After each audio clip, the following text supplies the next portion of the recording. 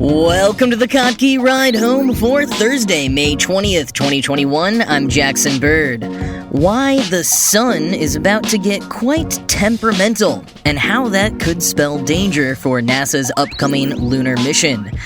In other sun news, the case for turning airports into giant solar farms, and a website that will help make your Twitter timeline a bit more pleasant, if you're okay with taking a rather extreme route. Here are some of the cool things from the news today. NASA is supposed to go back to the moon in 2024 as part of its Artemis program, but recently it's seemed like they may need to push that deadline back a few years. And while it's never good to rush something as serious as catapulting human beings into space, the MIT Technology Review points out there's one reason it might be better if they stuck to the original timeline, and it's the sun's fault. According to a new study published today in the journal Solar Physics, we're going to be seeing some extreme space weather roughly around 2026 through 2029, exactly when NASA might go to the moon if the current 2024 timeline is pushed back. Now, what do they mean by extreme space weather? Mostly solar storms. Quoting the MIT Tech Review, "The surface of the sun erupts with gas and plasma, ejecting charged particles, protons, electrons, and heavy ions, into the rest of the solar system at millions of miles per hour. These particles can strike Earth and the moon in just a matter of minutes.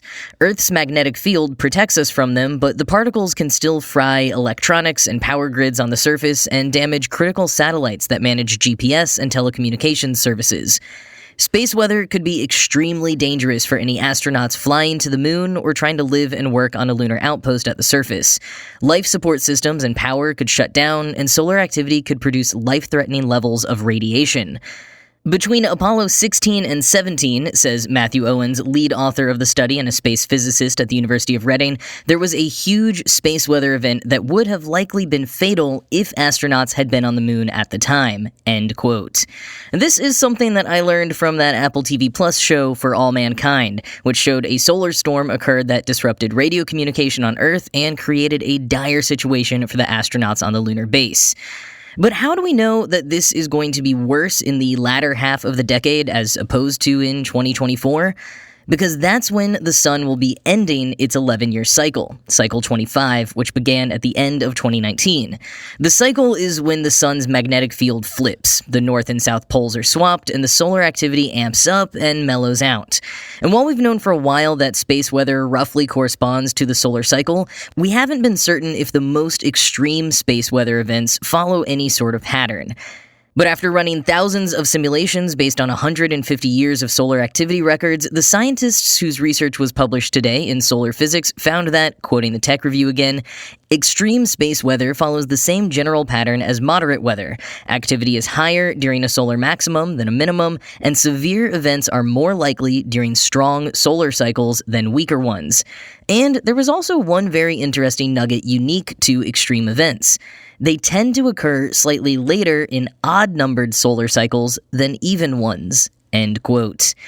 Being an odd-numbered cycle now, that means while the solar maximum will happen around 2023 to 2029, the most extreme weather will probably be pushed to later in that window.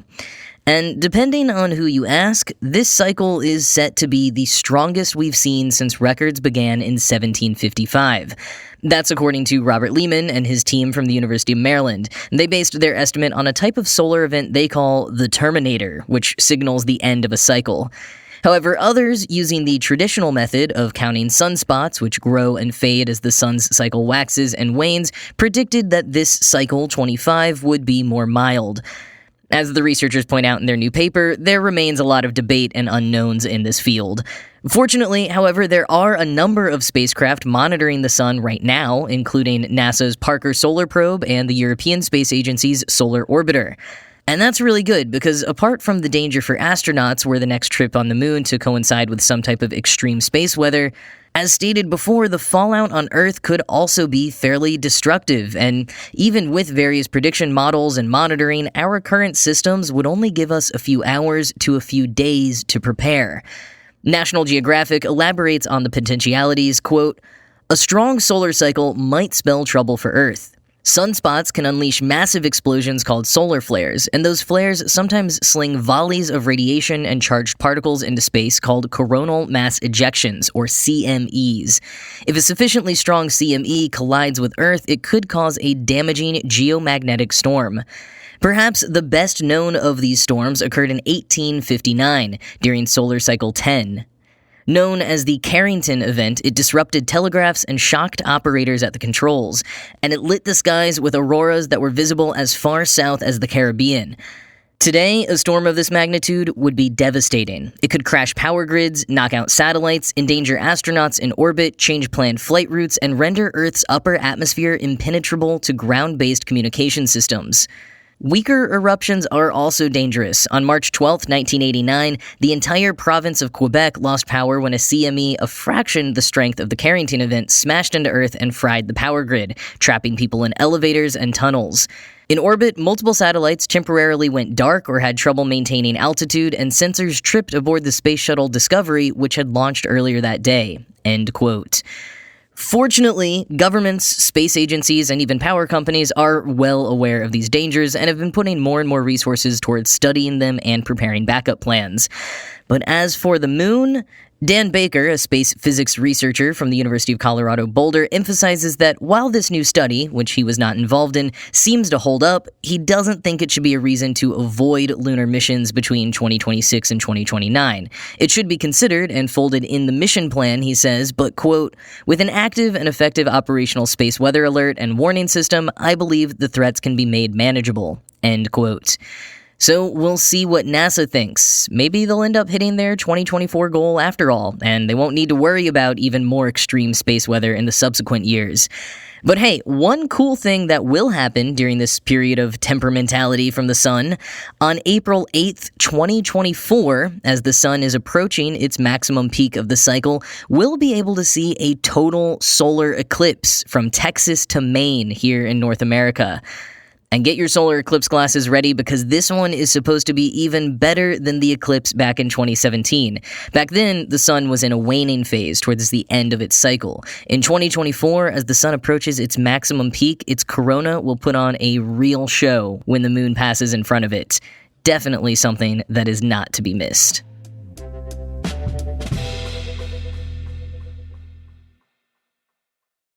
So I grew up in the town in Texas that houses the majority of the Dallas-Fort Worth International Airport, which means that there were always planes flying low overhead. So some businesses took advantage of that, most notably my high school. The school had a contract with Dr. Pepper, which meant not only that we were only allowed to sell Dr. Pepper products at school events, but also that the company paid the school a certain sum of money to plaster a giant Dr. Pepper ad on the roof of the school. So every plane landing and taking off at DFW Airport would get treated to a big ol' ad for the 23 flavor soda. I never actually went up on the roof to check and kind of thought it was an urban legend, but it's actually cited in the book Fast Food Nation, so I guess it was true at some point at least. And now, while advertising on top of big buildings near airports or even the airport buildings themselves seems kind of like a no-brainer, this week Wired asked a much better question. Why don't we install solar panels on the tops of airport buildings and turn each one of them into giant solar farms? Researchers in Australia recently calculated that by installing solar panels in all the usable areas on the 21 airports in their country, they would produce enough energy to power 136,000 homes. It would reduce greenhouse gas emissions by 152 kilotons a year. As Wired notes, that's the equivalent of taking 71,000 passenger cars off the road. Shane Sun, author of the new study, notes that because of the flat top of commercial buildings versus residential ones, not to mention the sheer square footage of airport roofs, installing solar panels would not only make the airports self-sufficient, but some would have enough excess electricity to power the surrounding area. So with all of that taken into account, why haven't we done this yet? Well, airports have very strict rules, and for good reason. They can't install things that would produce glare and impair the vision of pilots or air traffic controllers, and the Federal Aviation Administration here in the US also needs proof that the panels wouldn't interfere with radar communications. And then, of course, it comes down to the cost. Retrofitting panels onto existing buildings is expensive, but there's an argument to be made for designing and integrating solar panels into new or expanding terminals, Scott Morrissey, Senior VP of Sustainability at Denver International Airport, tells Wired. Because it's so much more expensive to install solar panels on older buildings, a cheaper option might be to put them on the ground, which would work in places like Denver or Dallas that have tons of square footage, but not so well in somewhere like LaGuardia or LAX. There's also the big drawback of solar energy: periods of time when there's no sunshine. The key in the future will be to store the solar energy in batteries, which can be used as a backup instead of generators, but such batteries still cost a ton of money.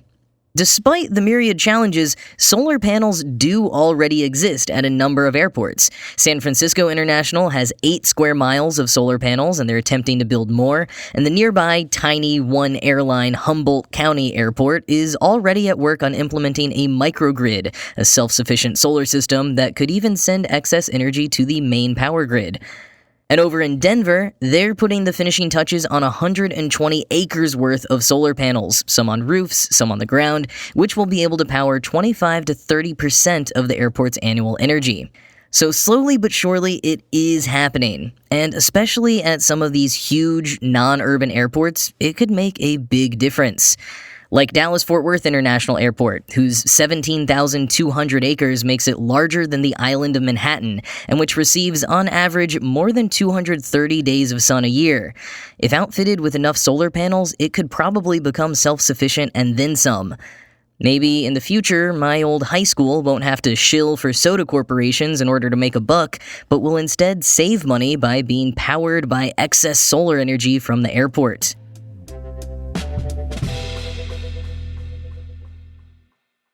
Ending today with just a handy website that I came across. It's called MegaBlock, and it's a super-powered plugin for blocking people on Twitter. But it doesn't block just one person. Twitter's native app can do that. Oh, no. MegaBlock will block the tweet in question, the person who tweeted it, and every single person who liked the tweet. There's a reason their tagline is "Nuke tweets in one click." This really is the nuclear option. Now, I haven't found a need for it just yet, perhaps in part because I've been such a power user of the mute feature over the years that my timeline is relatively peaceful, but I can definitely imagine situations in which you might like to use it. There's something to be said for staying aware of opinions which are different from your own. And yes, there could be the fear of accidentally blocking someone you know or like, but some things online can get so nasty, and there's just no reason to keep those kinds of bad vibes in your life. I sometimes like to think of our social media accounts as like our homes. I don't think twice about muting or deleting negative comments on my public accounts, because that's like if someone spray painted a slur on my front door. I'm not gonna keep it there because cleaning it would be censorship. It's my house. I don't want to look at that harassment. And likewise, if there's a conversation that somehow makes it to my feed that is something I just really don't want to see, I might use MegaBlock to really get rid of any traces of it.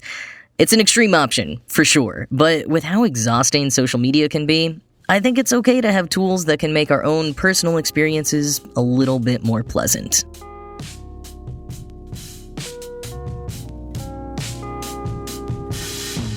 So, we may soon be getting more answers about UFOs.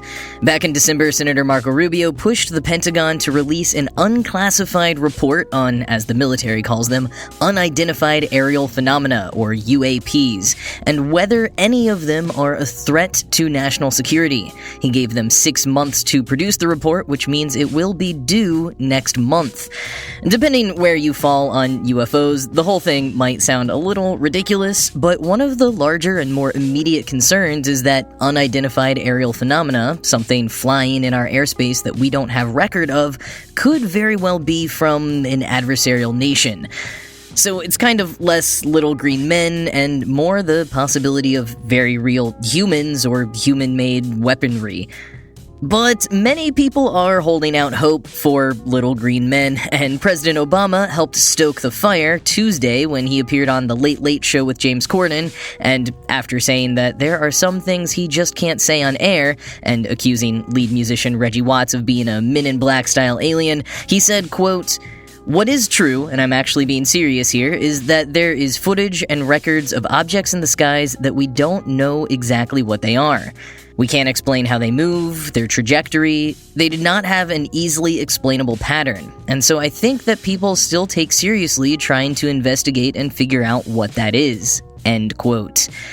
His comments come on top of a big 60 Minutes segment over the weekend with former Deputy Assistant Secretary of Defense for Intelligence Christopher Mellon, who gave declassified Navy videos of UAPs to the press and has been speaking out because he believes not enough is being done to investigate them.